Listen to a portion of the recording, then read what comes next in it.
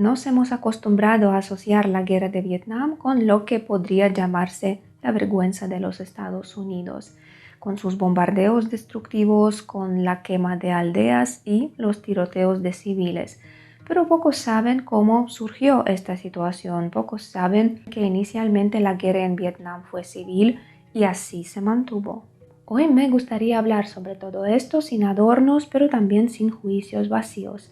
Me gustaría hablar sobre los hechos y recordar de antemano una vez más que el ser humano de cualquier país, nación o religión es una criatura muy compleja que puede manifestar tanto una crueldad extraordinaria como una nobleza genuina. En todos los tiempos, en todas las guerras, entre todo el tipo de países, lo podemos observar.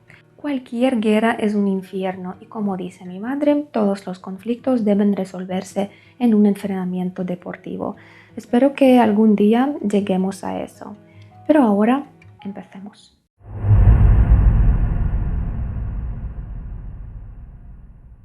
¿Qué representaba Vietnam a mediados del siglo XX? Hay que empezar por el hecho de que en 1858 el Imperio francés, bajo el dominio de Napoleón III, el sobrino de Napoleón I, Bonaparte, comenzó a librar guerras coloniales en Indochina. Como ya sabemos del episodio del pasado esclavista de azúcar, en ese momento el Imperio francés ya se había despedido de sus territorios en Haití y Luisiana, pero aún así quería seguir siendo una potencia colonial. Así que, después de casi 30 años de guerras muy brutales, el territorio de Indochina, actual Laos, Camboya y Vietnam, se convirtió en una colonia francesa. En estas tierras formalmente gobernaban emperadores locales, pero de hecho todo el poder pertenecía a los funcionarios franceses. Y como en todas las colonias, aquí, en paralelo con la cultura local, comenzaron a desarrollarse el estilo de vida europeo, la cultura francesa, la religión católica y en algún momento toda la capa de la burguesía, intelectuales, personas educadas de Vietnam, estaban impregnadas con esta cultura francesa. Muchos eran católicos, sus hijos estudiaban en liceos franceses y a veces continuaban su educación en París. Y a comienzos del siglo XX, precisamente entre estas personas educadas, comenzaron a surgir ideas sobre la independencia de su patria, de Vietnam. Por supuesto, los franceses los habían educado por otras razones. Necesitaban administradores y funcionarios para gestionar estos territorios lejanos. Pero estas personas crecían con la idea de que ya no querían someterse. En el cruce entre los siglos XIX y XX, en Vietnam nacen dos niños. Ambos provienen de buenas familias, ambos recibirán una excelente educación y ambos lucharán por la independencia de Vietnam, pero sus caminos serán diferentes. El primer niño nació en 1901 en una adinerada familia vietnamita. Se llamó Ngo Dinh Diem y a medida que crecía mostraba habilidades excepcionales. Tenía un excelente desempeño académico, sabía muy bien la historia y cultura vietnamitas y los textos confucianos. Por otro lado, su familia era católica y era muy creyente. Su hermano era sacerdote y luego se convirtió en obispo de Vietnam. Y el mismo Ngo Dinh Diem, que también estudió en el seminario, luego optó por el servicio civil y se inscribió en la facultad correspondiente en el Liceo Francés de la ciudad de Hanoi. Hay que decir que después de los exámenes de ingreso se le ofreció una beca para estudiar en París, pero en la familia de Ngo Dinh Diem había una fuerte oposición al dominio francés, así que él decidió quedarse en Vietnam. Después de sus estudios, él consiguió un puesto en el servicio del emperador local y avanzó rápidamente en su carrera. Cuando tenía 28 años de edad ya era gobernador de una provincia y en 1933 se le ofreció el cargo de ministro de Asuntos Internos. Sin embargo, en este cargo solo logró permanecer 2 meses ya que inició una actividad muy intensa por la independencia de Vietnam. En particular, se apeló a los franceses para aumentar la autonomía del país. Por supuesto, eso no le gustó a nadie y le pidieron que renunciara. Se marcha a su ciudad natal y durante un tiempo va a leer, reflexionar, comunicarse con otras personas de ideas similares y soñar de la independencia de Vietnam. Y en sus reflexiones, Ngo Dinh Diem llega a conclusiones bastante típicas para casi todos los países, que nuestro país es especial, que tiene su propio camino único, ni el capitalismo ni el comunismo son adecuados para Vietnam, nuestro país es espiritual, nuestro país es comunitario. Y así él desarrolla esta idea de un tercer camino que se basa en la comunidad, en la familia, en la fe, en el concepto de patria y otras palabras hermosas que a menudo se pronuncian por los políticos autoritarios. Y será precisamente este tipo de político en el que nuestro primer niño, Ngo Dinh Diem, se convertirá más tarde. ¿Quién era el segundo? El segundo niño era 11 años mayor, nació en 1890 y al nacer recibió el nombre de Nguyen Sinh Cung. Más tarde cambiará su nombre varias veces ya que llevará una agitada vida revolucionaria clandestina y al final se conocerá como Ho Chi Minh. Su familia no era muy rica, pero igualmente se prestaba mucha atención a la educación de los niños y Ho Chi Minh estudió en el mismo liceo francés que Ngo Dinh Diem. En 1911, este joven, bajo un nombre falso, consigue un trabajo en un barco como marinero y se va de un gran viaje por el mundo, del cual no regresará a su país antes 30 años después. Viaja por Europa, pasa algún tiempo en los Estados Unidos, participa en congresos en la recién formada Unión Soviética y luego se va a China. La geografía de sus viajes es increíble. En todos estos países se comunica con revolucionarios, con nacionalistas y con aquellos que luchan por fortalecer la identidad de sus patrias. Es interesante que en 1919, durante la Conferencia de Versalles, donde se firmaron los acuerdos al finalizar la Primera Guerra Mundial, Ho Chi Minh, que en aquel entonces vivía en París, intentó presentar un documento al presidente estadounidense Woodrow Wilson. Woodrow Wilson era el principal defensor de la liberación de todos los pueblos. Él proponía la creación de tal unidad como la Liga de Naciones. El documento de Ho Chi Minh contenía demandas para otorgar el autogobierno al pueblo vietnamita, igualar los vietnamitas con los franceses, abolir el trabajo forzoso y otras cosas. Y tal vez, si hubiera sido aceptado, si hubiera hablado con el presidente Woodrow Wilson, entonces en las decisiones de la Conferencia de Versalles habría puntos sobre los derechos de colonias en general, no solo de Vietnam. Pero el documento no llegó al presidente y su encuentro tampoco tuvo lugar. Entonces el joven vietnamita se une al Partido Comunista Francés, se adopta posiciones radicales, expresa sentimientos procomunistas, llega a Moscú, estudia ahí, luego se va a China y ahí vive en una casa de una figura importante de la Unión Soviética y al final se convierte en un comunista ávido y se rodea de todas las posibles conexiones en el mundo rojo, viajando por todos los países. Pero luego comienza la Segunda Guerra Mundial. Cuando en 1940 Alemania invade Francia, los japoneses deciden aprovecharse de esto y expandir su esfera de influencia en el este. Ellos introducen sus tropas en Indochina y ocupan las tierras vietnamitas. Y frente a todos los nacionalistas vietnamitas como Ngo Dinh Diem y Ho Chi Minh surgen dos opciones. Ahora tienen dos enemigos, Francia y Japón, y estos dos enemigos son enemigos entre sí. Así que la primera opción es bastante tentadora, aliarse con un enemigo contra el otro. Y la segunda opción parece más difícil, hay que luchar contra los dos. Nuestros héroes toman decisiones diferentes, lo que más tarde determinará su destino. Ngo Dinh Diem decide que hay que colaborarse con los japoneses contra los franceses, hay que hacer amigos y luego persuadir al gobierno japonés que deben proclamar la independencia de Vietnam. El gobierno japonés, por supuesto, no está de acuerdo con esta propuesta, pero Ngo Dinh Diem continúa negociando con diferentes políticos japoneses y trata asegurar su apoyo. Ho Chi Minh elige otra opción, él decide luchar contra todos y se crea un movimiento comunista clandestino que se llama Viet Minh. Ellos agitan a toda la gente a derrocar el poder de los fascistas japoneses y los chacales franceses. Y esta actitud antifascista permite que el Viet Minh reciba el apoyo tanto de la Unión Soviética como de los Estados Unidos. Los primeros luchan contra Alemania, los segundos contra Japón. Y para el año 1944, el Viet Minh ya cuenta con alrededor medio millón de miembros y Ho Chi Minh se convierte en el líder nacional.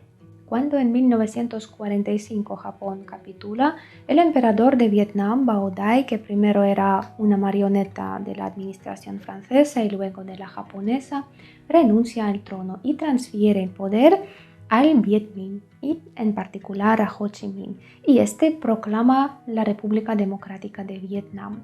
Nuestro otro héroe, Ngo Dinh Diem, también participa activamente en la vida política. Él crea su propio movimiento contra los comunistas y así nuestros héroes comienzan a enemistarse.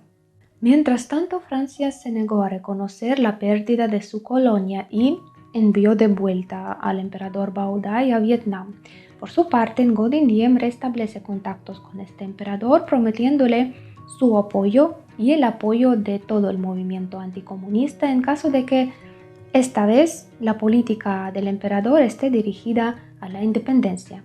Hay que admitir que el emperador Bao Dai entendía muy bien que la independencia era un curso irreversible, pero no estaba preparado a tomar medidas decisivas y no logró llegar a ningún acuerdo de valor con Francia al respecto, por lo que más tarde Ngo Dinh Diem se negó a colaborar con él. Al enfrentar a la resistencia de la joven república y especialmente a la fuerza militar y a la actividad clandestina del Viet Minh, en 1946 Francia inició una guerra a gran escala por el control de su colonia. Fue una guerra muy brutal, con numerosos crímenes de guerra por ambas partes. Duró hasta 1954 y terminó con la derrota de Francia. El poderoso Viet Minh comunista, que seguía contando con la ayuda de sus camaradas de China y de la Unión Soviética, tenía una enorme ventaja sobre Francia, que para entonces ya había obtenido el respaldo de los Estados Unidos, un feroz opositor al comunismo. Los vietnamitas demostraron ser capaces de llevar a cabo acciones que requerían enormes recursos humanos. Literalmente arrostraron en sus manos la artillería y los cañones antiaéreos a través de las junglas y las montañas. Ellos crearon redes de caminos secretos, túneles subterráneos y al final el ejército de Francia se rindió. En 1954 en Ginebra se acordó que Francia perdería el control sobre su colonia y Vietnam sería temporalmente dividido en dos territorios, Vietnam del Norte, que era comunista, y Vietnam del Sur, que era el reino y donde todavía gobernaba el emperador Bao Dai. Y para el año 1956 estas dos partes debían llevar a cabo unas elecciones libres, en las que todos los vietnamitas, mediante votación, elegirían un nuevo régimen para su patria. También se acordó que durante 300 días se permitiría la libre circulación de personas entre estas dos partes, es decir, aquellos que no estuvieran contentos con el gobierno del sur podrían irse al norte y al revés. A pesar del enorme apoyo de Ho Chi Minh, una gran cantidad de personas comenzaron a abandonar las tierras del norte, ya que en las mejores tradiciones comunistas, el gobierno de Ho Chi Minh comenzó la confiscación de propiedades, el exilio de anticomunistas y la opresión de cristianos, y entre la población local había muchos católicos. Por otro lado, todos los partidarios del régimen de Ho Chi Minh en el sur comenzaron a trasladarse al norte. Muy pronto ellos regresarían, solo que ahora serían agentes del Viet Minh. Ho Chi Minh no tenía la intención de llevar a cabo elecciones libres. Él luchaba por su Vietnam comunista desde el principio, contra los franceses, contra los japoneses, y ahora, ¿acaso no derrocaría al emperador títere? Él necesitaba todo el país bajo su dominio y su red de partisanos crecía cada día.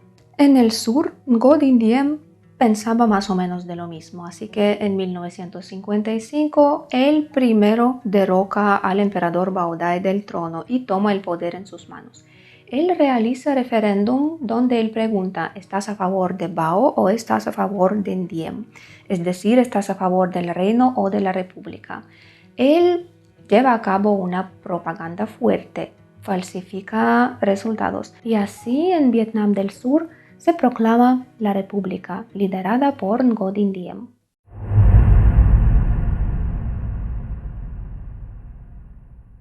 Para este momento la atención de los Estados Unidos a Vietnam ya era muy grande. Después de la victoria de los comunistas en China, la administración estadounidense se formuló la teoría de dominó. Si los comunistas ganan en otro país asiático, entonces todos los demás como fichas de dominó caerán uno tras otro y el comunismo se establecerá en toda la región. Pero hace muy poco las tropas estadounidenses terminaron a luchar en la guerra similar en Corea y hay que decir que no estaban tan ansiosos por involucrarse en esta nueva historia. Les gustaría mucho que Vietnam del Sur se les arreglara por sí mismo. Por lo tanto, ellos empiezan a apoyar el régimen de Ngo Dinh Diem. En 1961, Lyndon Johnson, que era vicepresidente durante la presidencia de Kennedy, viaja a la capital de Vietnam del Sur, a la ciudad de Saigón. Se reúne con Ngo Dinh Diem e incluso lo llama el Churchill asiático. Cuando más tarde le preguntaron, ¿usted de verdad considera a esta persona tan destacada como el Churchill? Él le respondió, es simplemente el único tipo que tenemos ahí y hay que apoyarlo. Pero este tipo instauró una corrupción espantosa en Vietnam del Sur, colocó a su familia en todos los cargos altos y ellos empezaron a robar con gran voracidad. Incluso su hermano, que era obispo, obligaba a los creyentes a hacer donaciones increíbles a la iglesia. Otro hermano era el jefe de la policía secreta. Sus parientes dirigían ministerios, bancos, logística, finanzas y en consecuencia todo pertenecía a su clan. Ngo Dinh Diem veía la democracia desde un ángulo específico. Él decía que la democracia era un sistema ético que se basaba en el sentido del deber moral. Con cada año que pasaba, su gobierno se volvía más rígido y más autoritario. Él reprime revueltas campesinas, introduce la pena de muerte por actos antigubernamentales, él vigila la moralidad, destruye burdeles y lugares donde se consume opio, prohíbe abortos, prohíbe divorcios y endurece las penas por adulterio.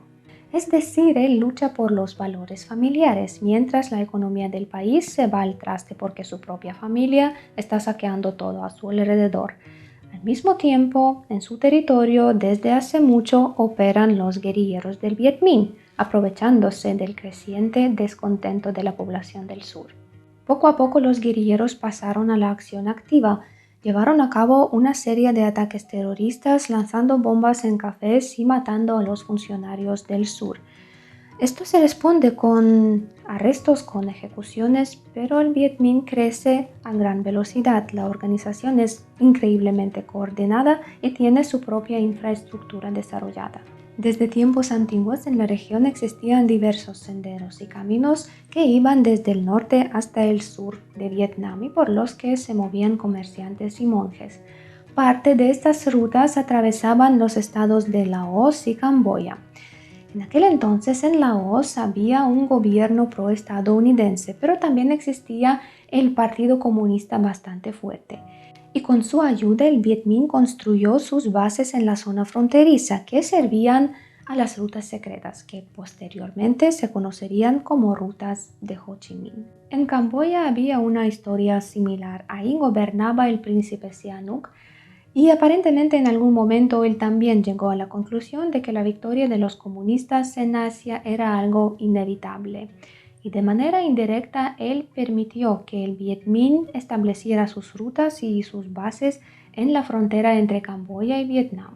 Y de hecho estas rutas de Ho Chi Minh eran un logro increíble del pensamiento ingenieril y organizativo. Primero eran simplemente senderos cubiertos de grava.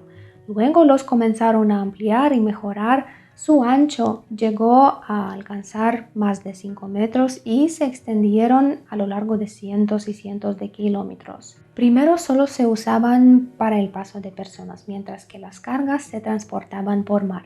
Pero luego, ya en la década de los años 60, cuando los estadounidenses bloquearon los transportes marítimos, las armas y las municiones empezaron a transportarse por este sistema de rutas también. Y miles de personas se encargaban de mantener, asegurar, reparar estos caminos con sus guías, con sus mecánicos y médicos. No se distinguía desde el cielo y cualquier carga podía ser transportada desde el norte al sur de Vietnam sin salir del cobijo de las junglas. Así que estas rutas eran algo único. Hay un libro titulado América dividida, las guerras civiles de los años 60. Y en este libro, los historiadores estadounidenses Morris Zimmerman y Michael Cousin expresaron la siguiente idea. Los políticos estadounidenses miraban a Ho Chi Minh y veían a un comunista. Y los campesinos vietnamitas miraban a Ho Chi Minh y veían a un patriota. Para ellos, ante todo, era alguien quien luchaba por la independencia de Vietnam, lo que aumentaba enormemente su popularidad y cada vez más personas se unían a la lucha por su liderazgo. En 1960, los partisanos comunistas declaran su lucha contra la administración de Ngo Dinh Diem y crean un frente unificado llamado Viet Cong. Ellos reciben una gran ayuda de China, apoyo militar, alimentos, financieros, a pesar de que al mismo tiempo en mismo China muchos campesinos están muriendo de hambre.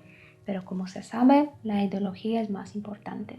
En este momento en Cuba también se establece el comunismo y en Alemania dividida el muro de Berlín está a punto de construirse y posteriormente mucha gente intentará asaltar este muro a pesar del peligro de ser disparada. Los Estados Unidos continúan ayudando al gobierno de Ngo Dinh Diem con armas, con personal que entrena al ejército local y en diciembre de 1961 las primeras unidades regulares de las Fuerzas Armadas de los Estados Unidos se despliegan en el país. Dentro de la administración estadounidense hay discusiones. El famoso economista, politólogo y diplomático John Kenneth Galbraith escribe: tenemos el peligro de quedarnos atrapados en Vietnam y ahí seremos tan desangrados como los franceses. Una vez el vicesecretario del presidente llamado George Bull le dijo a Kennedy: creo que muy pronto tendremos que enviar cientos de miles de estadounidenses a Vietnam. A lo que Kennedy le respondió: George, eres un chico más inteligente de nuestra pequeña ciudad, pero estás completamente loco. Eso nunca sucederá. Kennedy todavía no podía o no quería imaginarlo. Y hasta cierto punto realmente parecía que los Estados Unidos podría manejarlo enviando asesores y consultores. Para el año 1962, el ejército del sur había empujado bastante lejos al enemigo, pero luego ocurrieron los eventos que cambiaron el curso de esta guerra civil. Ngo Dinh Diem era un católico devoto y la religión católica se convirtió en predominante en su república, hasta el punto de que muchos rituales budistas fueron prohibidos o realizados incorrectamente.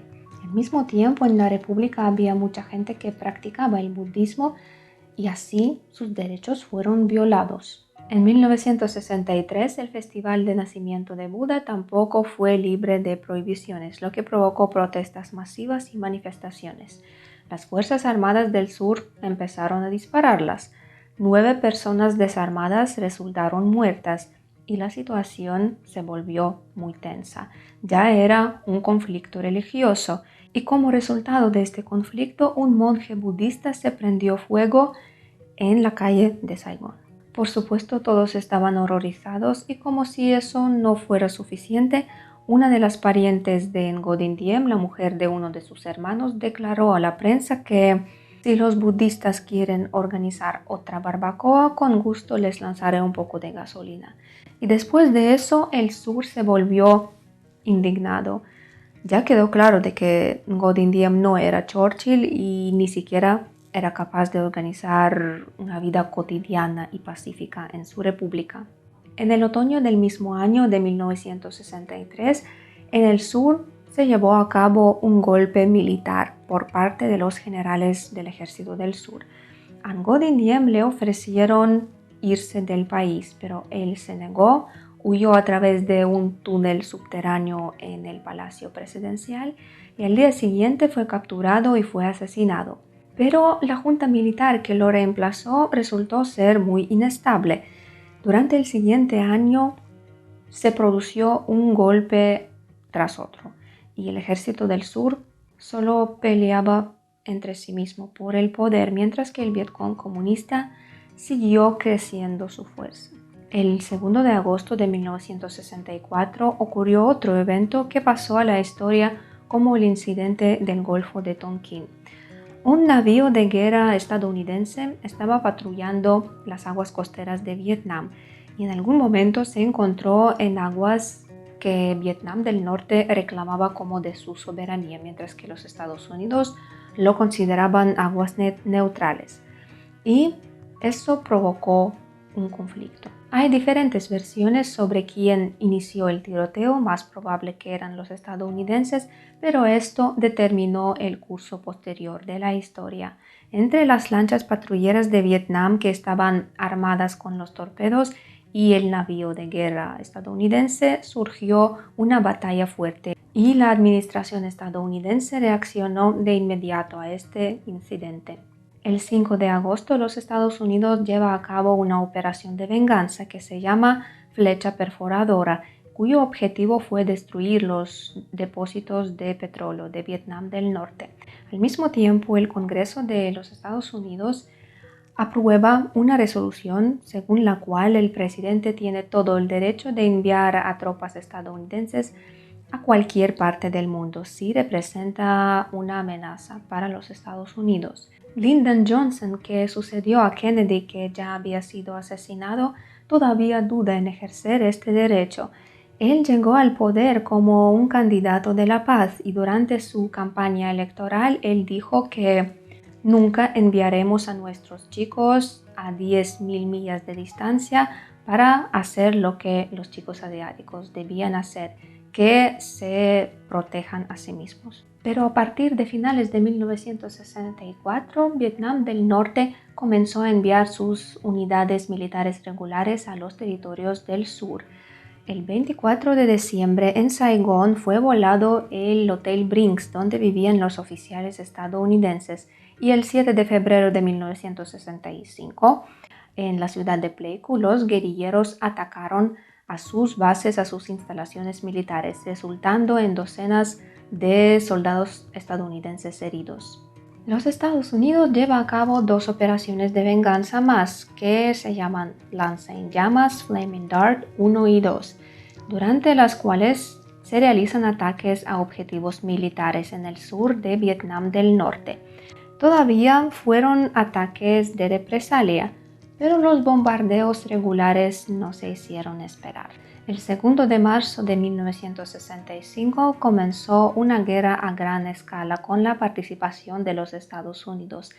La comenzaron con una operación llamada Rolling Thunder y esta operación se llevó a cabo desde el 2 de marzo de 1965 hasta el 31 de octubre de 1968 y fue la campaña de bombardeos más larga después del final de la Segunda Guerra Mundial. En este momento Vietnam del Norte ya contaba con la ayuda china y soviética, así que sus sistemas de defensa antiaérea ya estaban en pleno funcionamiento y los estadounidenses no se sintieron en el cielo tan cómodo como pensaban. Eran constantemente derribados por los misiles. De hecho, Vietnam recibía ayuda de los tres grandes del comunismo: China, la Unión Soviética y Corea del Norte. Así que se estaba librando una guerra por la ideología. Y Vietnam, con su conflicto local, se convirtió en un campo caliente de la Guerra Fría.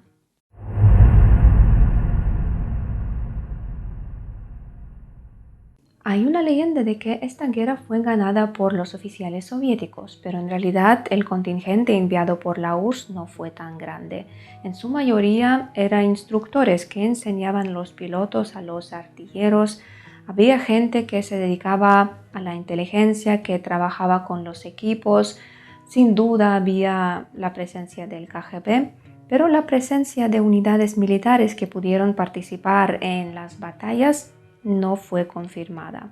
Sin embargo, la Unión Soviética proporcionaba a Vietnam del Norte con armas muy modernas, con aviones, helicópteros, tanques y con los sistemas de misiles antiaéreos y mucho más. Por su parte, los estadounidenses involucraron en esa guerra a todos sus aliados en la región pacífica. Estos eran Australia, Nueva Zelanda, Filipinas, Japón, Corea del Sur y Tailandia. Y estos países proporcionaban armas, proporcionaban suministros humanitarios y sus pilotos participaban en transporte de heridos. En Estados Unidos comienza el reclutamiento, pero como no declararon la guerra a Vietnam del Norte, sino que simplemente estaban ayudando a Vietnam del Sur, el reclutamiento es bastante selectivo. De 1965 a 1973, más de 2 millones de jóvenes fueron reclutados, principalmente de las clases trabajadoras, de aquellos que solo tenían educación secundaria. La primera gran batalla con la participación de los Estados Unidos, de las tropas terrestres estadounidenses, tuvo lugar en agosto de 1965. Fue llamado Starlight y tuvo como objetivo expulsar a los guerrilleros del Vietcong de la zona fronteriza entre el sur y el norte. Estos constantemente emboscan. La guerra se desarrolla en terreno de difícil acceso, son junglas, una franja completamente invisible desde arriba donde se esconden los sistemas de misiles antiaéreos y disparan desde ahí contra los aviones y helicópteros. Durante toda la guerra, los Estados Unidos sufren pérdidas significativas y de hecho Vietnam del Sur, con su régimen inestable, no proporciona ninguna ayuda real. Sí hay guías, hay inteligencia, pero en general las tropas estadounidenses están luchando solos contra el Vietcong y en gran medida ellos mismos son culpables de eso. El general Norman Schwarzkopf, que participó en el conflicto primero como asesor y luego como comandante de un batallón de tropas terrestres, decía que esta intervención militar directa de los Estados Unidos en el conflicto de Vietnam, por supuesto, fue un error terrible, pero más que eso había otro error crucial. Los soldados estadounidenses enviados a Vietnam ni siquiera intentaban encontrar un terreno común con sus aliados vietnamitas. A menudo les decían: aparte, chaval, los hombres adultos harán todo el trabajo por ti. Y esta arrogancia provocaba el odio entre los aliados y muchos locales huían para luchar por el norte porque comenzaban a ver esta guerra como una guerra contra el mismo colonizador extranjero, como antes eran Francia o Japón. Cada vez más vietnamitas simpatizaban con Ho Chi Minh y con el Vietcong y en consecuencia el número de los partisanos y espías aumentaba. En algún momento la guerra adquirió un carácter muy brutal y se cometían actos de inhumanidad por ambas partes, como sucede en todas las guerras. Primero la gente lucha por una idea, luego lucha porque John estaba a mi lado en la fila y los vietnamitas lo mataron, así que yo voy a matar a 10 de ellos en represalia. Es decir, la gente comienza a vengar a sus compañeros, lo cual es aún más aterrador que una idea. Luego la guerra se convierte simplemente en una lucha por sobrevivir y sin duda la población civil sufre mucho en estos actos de venganza. Los comunistas no desprecian ningún método. Si alguna aldea era sospechosa de colaborar con el régimen del sur o con los estadounidenses, era quemada hasta cimientos. Los pilotos estadounidenses que cayeron prisioneros y luego fueron liberados contaron historias de torturas terribles. Pero estos hombres adultos tampoco perdonan a nadie. Inundan las junglas con napalm, una sustancia que se incendia muy rápido, arde lentamente y como resultado tiene consecuencias devastadoras para el suelo, para el agua y para el medio ambiente en general.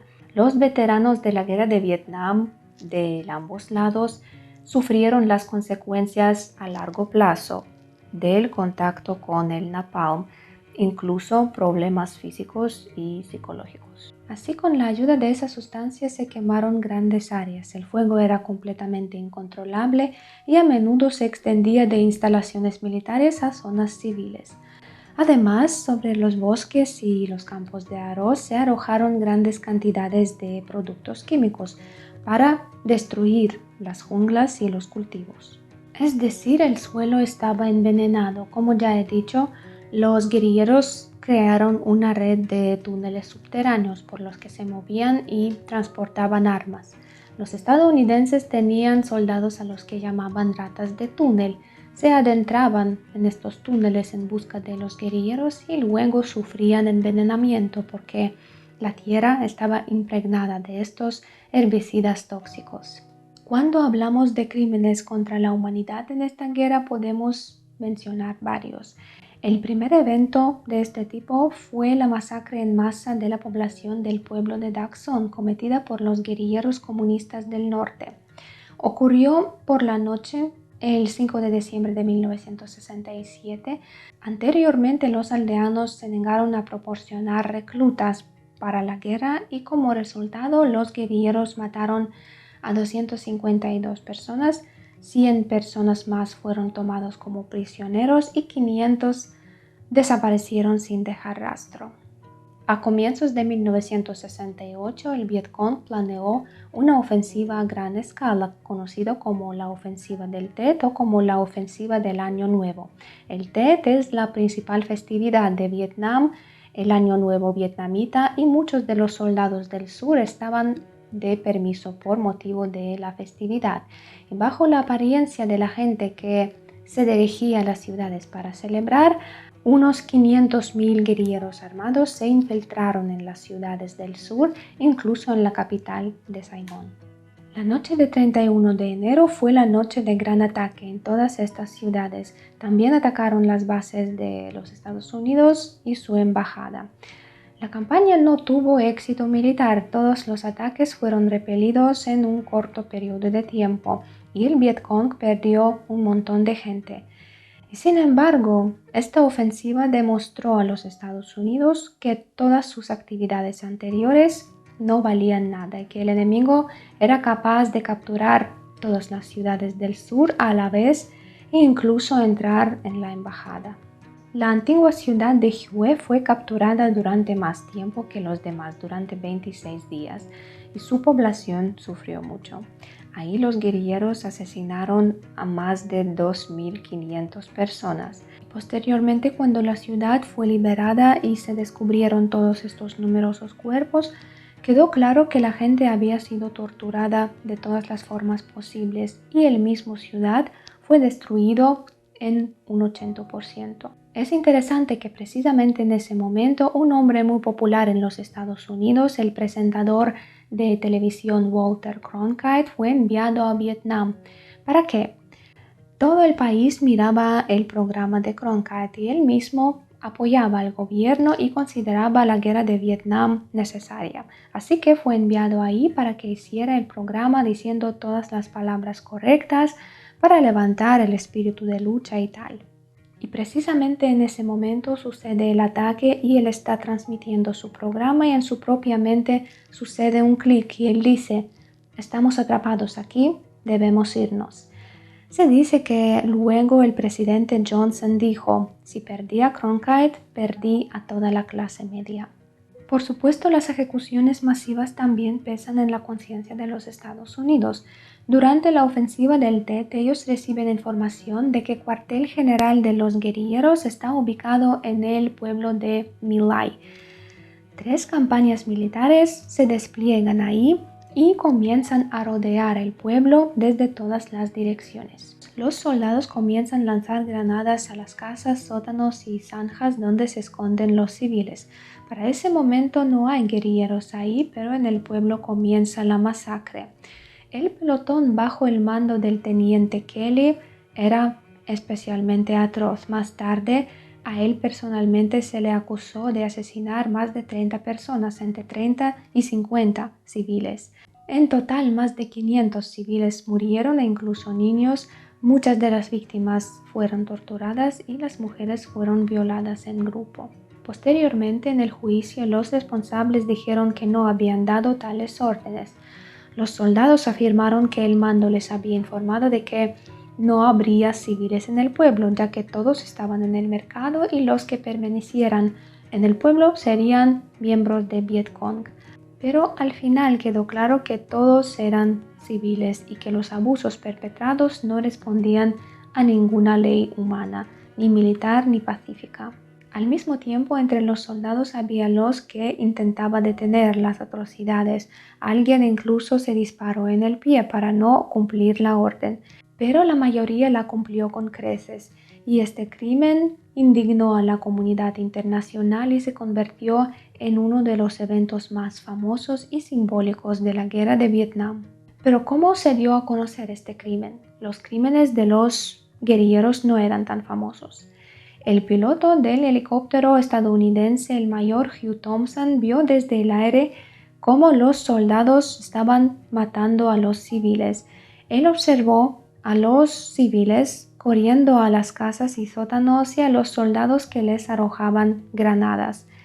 Thompson aterrizó su helicóptero entre el refugio y sus propios soldados y les dijo: «Dispararemos contra ustedes si se acercan a los civiles», justo desde esta ametrallada del helicóptero. Y así él salvó a varias personas. Voló fuera del pueblo y rescató a 11 civiles y a un bebé que estaba en una zanja donde sus padres ya habían sido asesinados. Al regresar del vuelo, Thompson le informó a su comandante sobre qué estaba ocurriendo, y el teniente coronel Barker, que comenzó a investigar sobre qué estaba pasando en la zona, dio orden de cesar el fuego. Varias operaciones planeadas en otros pueblos de la zona fueron canceladas, lo que probablemente los salvó de la destrucción, y Thompson fue condecorado con la Medalla al Mérito Aéreo por su valentía en el rescate de los civiles. Los rumores sobre el crimen también se extendieron entre los soldados. En marzo de 1969, el soldado estadounidense Ronald Ridenhour, quien había escuchado sobre el crimen durante su servicio en Vietnam, fue dado de baja, y al regresar a casa, él envió cartas al presidente Nixon, al Pentágono y a muchos congresistas describiendo lo que sabía.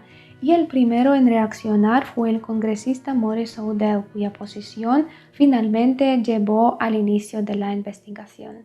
Otro testigo crucial de este caso fue el fotógrafo militar Ronald Heberly, quien presenció la matanza de My Lai.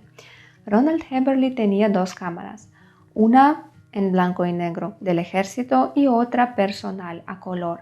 Y con su cámara a color, él tomó unas imágenes terribles de los asesinatos en el pueblo.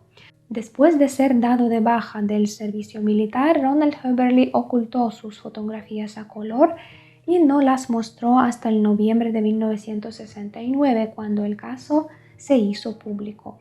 Entonces Heberly se puso en contacto con su amigo, que era reportero de un periódico, y el periódico publicó las fotografías. Según Heberly, él había ocultado las fotos temiendo que simplemente serían destruidas por las autoridades. Y luego, siendo el testigo de la acusación, Heberly declaró que él personalmente había visto a los soldados estadounidenses fusilando a los civiles reunidos en grupos, entre los cuales también había una mujer con un niño en sus manos. A pesar de todos los juicios e investigaciones, solo el teniente William Kelly fue llevado a responsabilidad de esta masacre. Él inicialmente fue sentenciado a trabajos forzados de por vida, pero al final solo cumplió 3 años bajo el arresto domiciliario. Hay que señalar que la guerra de Vietnam fue la primera guerra ampliamente cubierta por la prensa. Para finales de los años 60, la tele ya no era un lujo, estaba en casi todos los hogares de la clase media, y las acciones de ambas partes no escapaban a las cámaras. Así que la sociedad estadounidense entiende: nuestros chicos están luchando a 10.000 millas de casa por problemas ajenos, esto no nos conviene. Y el descontento se traduce en manifestaciones. Los hombres queman sus documentos militares, la gente exige la retirada de las tropas y el regreso de los soldados a casa. Pero a pesar de las numerosas manifestaciones contra la guerra, también había gente que la consideraba necesaria. Todo eso sucedía después del crisis de los misiles en el Caribe, cuando el mundo estuvo al borde de una guerra nuclear. Y en esta situación, la idea de contener a los comunistas era cercana a muchos. Hubo otro momento escandaloso que llegó a las páginas de los periódicos. Durante el ataque del TED, la policía de Saigón, con el apoyo militar, comenzó a atrapar a los guerrilleros del Vietcong.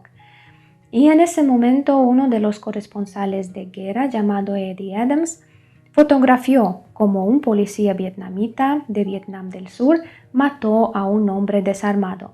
Y esta fotografía se convirtió en quizás una imagen principal de la guerra de Vietnam. Cuando llega a la prensa, provoca una tormenta de indignación en el mundo occidental. Un hombre desarmado fue asesinado a quemarropa.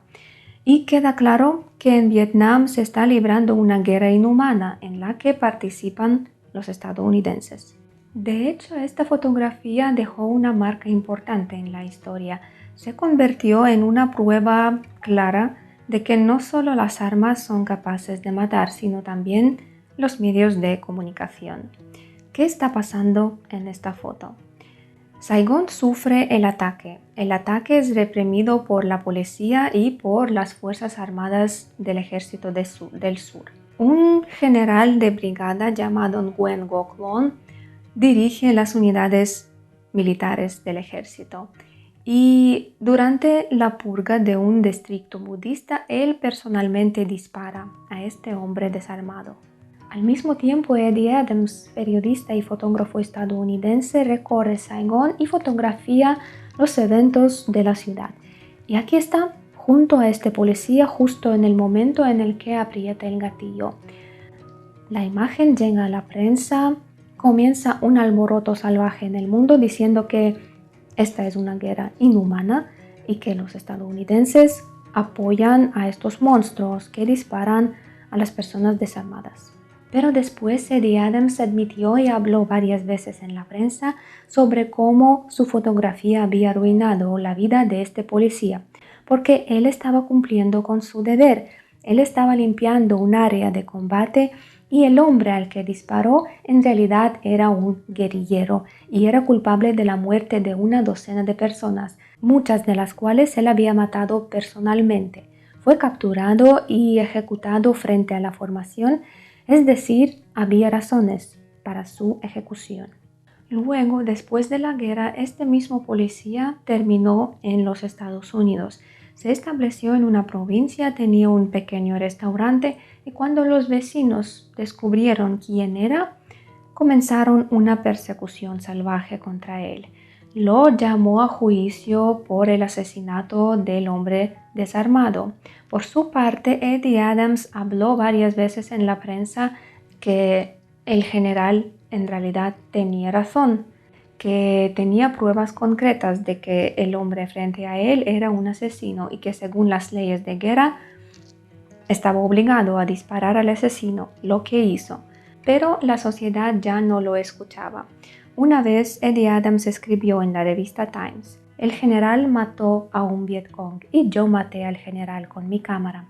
Las fotografías son un arma más poderosa del mundo. La gente les cree, pero las fotografías mienten, incluso sin manipularlas. Son solo la mitad de la verdad". Cuando Nguyen Ngoc Loan vivía en los Estados Unidos, Eddie Adams le ofreció disculpas a él y a su familia por el daño que su foto había causado a su reputación.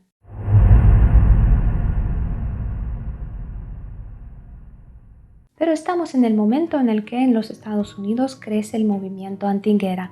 Cada vez más personas dicen que no necesitan esta guerra y que los soldados deben regresar a casa. A veces manifestaciones terminan con la intervención policial, con arrestos, pero los estadounidenses siguen saliendo a las calles exigiendo la retirada de las tropas. Europa se une al movimiento antiguerra. En París esto coincide con los famosos eventos del mayo de 1968, cuando los estudiantes construyeron barricadas en las calles contra la ley según la cual chicos y chicas no podían vivir juntos en residencias universitarias y chicas y chicos querían dormir juntos. Es decir, inicialmente no tenían nada que ver con la guerra de Vietnam, pero luego todo esto se convirtió en el movimiento hippie, que exigía la paz y el amor. Protestas similares tuvieron lugar incluso en Inglaterra, en Alemania, en Checoslovaquia ocurrieron protestas antisoviéticas y en los Estados Unidos en el mismo año 1968 Richard Nixon gana las elecciones presidenciales, se convierte en el presidente del país y comprende que es necesario retirar las tropas estadounidenses de Vietnam. Él comienza el procedimiento de vietnamización. ¿Qué significaba esto? Otra vez entrenan a los vietnamitas del sur, les proporcionan más armas y más dinero y gradualmente retiran a las tropas estadounidenses. El ejército del sur, que ya está desmoralizado, se da cuenta de que esto terminará muy mal para ellos. Los soldados estadounidenses ya no quieren luchar. Aquí está otra foto famosa en el que en el casco del soldado está escrito: "La guerra es un infierno". Una definición completamente precisa de lo que los estadounidenses sentían en los últimos años de la guerra de Vietnam. Aquí también es importante mencionar otra cosa que sucedió durante la guerra de Vietnam. Desde los tiempos de las guerras del opio del siglo XIX, esta región asiática se convirtió en lo que se conoce el Triángulo Dorado, donde se desarrolló el tráfico activo de drogas. Está ubicado entre Laos, Camboya y Vietnam y en parte Tailandia. Ahora el opio mataba no solo a población asiática. Más tarde se calcularía que 1 de cada 5 soldados estadounidenses consumía opio durante la guerra de Vietnam. No había ninguna autoridad seria para controlarlo. Se comerciaba armas, opio, ayuda humanitaria, el tráfico de personas. Y a menudo todo eso lo hacían los mismos oficiales, tanto americanos como vietnamitas, y quedó claro de que había que acabar con todo esto. En el año 1971 comienzan los primeros retiros de las tropas estadounidenses, pero la guerra aún no termina. Los bombardeos continuarán hasta el año 1973 y en este año alcanzarán su punto máximo y serán los bombardeos más intensos sobre el territorio de Vietnam del Norte. Al mismo tiempo, Nixon decide entablar un diálogo con los líderes comunistas. En 1972, él visita a la Unión Soviética y China y aparece un acercamiento entre China y los Estados Unidos. Ellos hacen una concesión mutua. Los Estados Unidos no reconocen la independencia de Taiwán y China deja de apoyar Vietnam del Norte. Pero en realidad, Vietnam del Norte ya no necesita ningún apoyo, avanzan cada vez más y Vietnam del Sur simplemente no es capaz de enfrentarlos. En enero de 1973 se firmó el Acuerdo de París, según el cual los Estados Unidos se comprometió a retirar completamente sus tropas de Vietnam y los dos Vietnam debían determinar el destino de sus países juntos. Los Estados Unidos retiran sus tropas cumpliendo su parte del acuerdo, pero en diciembre de 1974, Vietnam del Norte otra vez inicia una táctica ofensiva y el destino de Vietnam del Sur está sellado. Sus tropas están desmoralizadas, simplemente se rinden en masa y los comunistas entran en Saigón. Y aquí viene otra historia interesante y más fotos importantes. Los estadounidenses se dan cuenta de que quedarse en el territorio de Vietnam puede ser peligroso y comienzan a evacuar a sus diplomáticos, a todos los empleados de su embajada y a todos los estadounidenses. Sus helicópteros aterrizan uno tras otro en el techo de la embajada, recogen a la gente y la llevan a los barcos militares. Y juntos con los ciudadanos estadounidenses, los ciudadanos vietnamitas del sur empiezan a embarcarse. ¿Qué pasa después? Lamentablemente, todo continúa según las leyes tristes de la guerra civil. Todos los generales de Vietnam del Sur se suicidan para no caer prisioneros, no caer en manos de los vietnamitas del norte. Muchos de sus funcionarios están destinados a campos de reeducación. Y a partir de ese momento, miles de refugiados vietnamitas intentan huir del país cada año más y más. Principalmente escapaban por mar porque por tierra no había dónde ir, en todas partes había el poder comunista. A través del océano, en barcas pequeñas, llegaban a Filipinas, Indonesia, Malasia, Hong Kong. Es decir, superaban distancias enormes, muchos se ahogaban y se estima que entre 200 y 400 miles de personas murieron en el océano. Pero cuando grandes barcos con refugiados llegaban a estos países tampoco eran recibidos con brazos abiertos. Los países del sudeste asiático no eran ricos y no podían permitirse acoger a tanta gente. Algunos establecían campamentos de refugiados, pero a menudo a los barcos no les permitían desembarcar, así que quedaban en las costas y ahí comenzaba el hambre, la falta de higiene, las enfermedades y otras cosas. En 1979, en Ginebra, se llevó a cabo otra conferencia dedicada al destino de estos refugiados. Ahí acordaron que los países del sudeste asiático que ya no podían seguir recibiendo más personas, las recibirían, las acogerían temporalmente. Y los países occidentales gradualmente garantizarían su reubicación en Occidente, mientras que Vietnam facilitaría una reubicación ordenada por tierra, emitiría documentos y liberaría a los que querían irse. Y solo en la primera mitad de los años 90 todos los refugiados fueron reubicados en otros países. Y con esto los comunistas pusieron un punto final a la guerra de Vietnam. Vietnam realmente se unió y no porque siguieron algunos acuerdos, sino porque tomaron el territorio por fuerza. Ho Chi Minh no vivió para ver la toma de Saigón, él murió en 1969 y Saigón fue renombrada en su honor como la ciudad de Ho Chi Minh.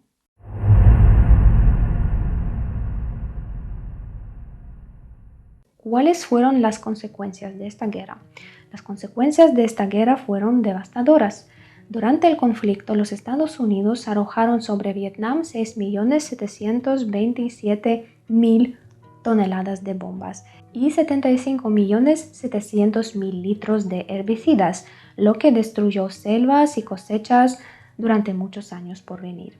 La guerra cobró la vida de 58.000 soldados estadounidenses y también hay una cifra de 150.000 militares que ya murieron en el territorio de los Estados Unidos a causa de heridas. Vietnam del Sur tuvo aproximadamente 250.000 militares muertos y 1 millón de heridos.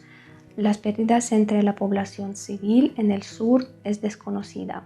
Los guerrilleros y soldados del ejército de Vietnam del Norte perdieron aproximadamente 1 millón de militares y aproximadamente 2 millones de civiles en esta guerra.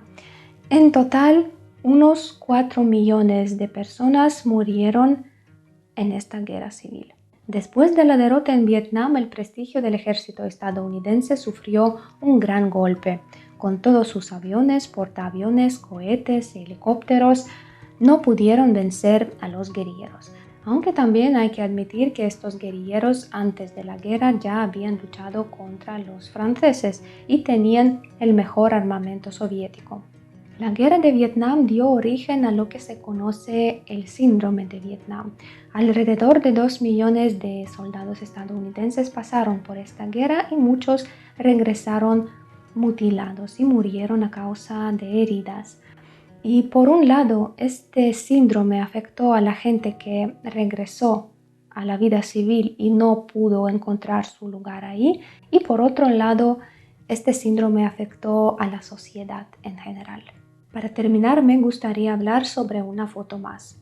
En esta foto hay una niña de 9 años llamada Kim Phuc que está corriendo aterrorizada de un pueblo vietnamita y detrás de ella se ve un resplandor de los incendios de napalm que los Estados Unidos arrojaron sobre Vietnam. La niña sufrió graves quemaduras y pasó varias semanas en el hospital. La posibilidad de que sobreviviera era mínima, pero sobrevivió y se convirtió en un instrumento de propaganda comunista. Vietnam la usó en todas las conferencias, en foros públicos. Ella viajaba por los países comunistas mostrando literalmente los horrores de la guerra estadounidense. Y un día fue a Cuba, donde conoció a su futuro marido, también de Vietnam. Y después de su luna de miel, durante una escala en Ontario, en Canadá, ellos decidieron dejar de ser controlados de su gobierno y pidieron asilo en Canadá, donde actualmente residen. Tienen 2 hijos y 5 nietos. Queridos amigos, les agradezco mucho por ver los episodios históricos. Si les gusta lo que hago, por favor, den me gusta, suscríbanse al canal y compartan su opinión en los comentarios. Estas simples acciones realmente ayudan mucho a promover el canal. Muchas gracias por su atención y nos vemos en la próxima historia.